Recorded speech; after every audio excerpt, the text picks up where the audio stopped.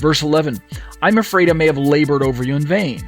If the Galatian Gentile Christians succumbed to the message of the influencers and decided to undergo the ritual of circumcision, right, proselyte conversion, for the sake of the supposed covenant status that it promised, then indeed Paul would have wasted his efforts.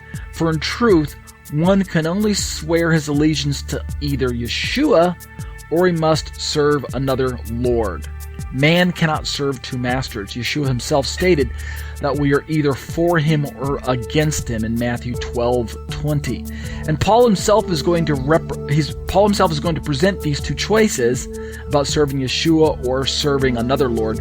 He's going to present these two choices to his readers in 5:2 with, quote, mark my words, I, Paul, tell you that if you let yourselves be circumcised, that's one door, Christ will be of no value to you at all. That's the other door.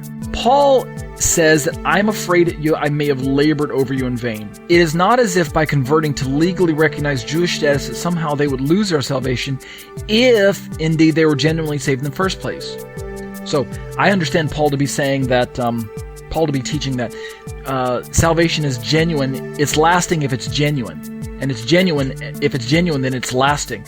In other words, the whole idea of once saved, always saved is only true in Paul's mind if you're genuinely saved. If you're genuinely saved, then you will in fact, retain your genuine salvation. I don't believe that God will forsake you, and I don't believe that Yeshua will let you go. However, the situation here in Galatians, I think, is much more precarious than simply adding Judaism to Jesus the way the Christians are describing.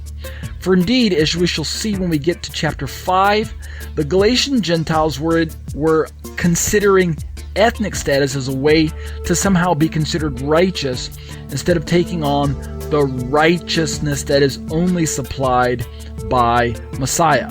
So the issue at stake is not genuine salvation plus Jewish status like the Christians describe, but rather genuine salvation versus Jewish status. I think that's what's going on primarily in the book of Galatians, and that's primarily what Paul's going to be worried about.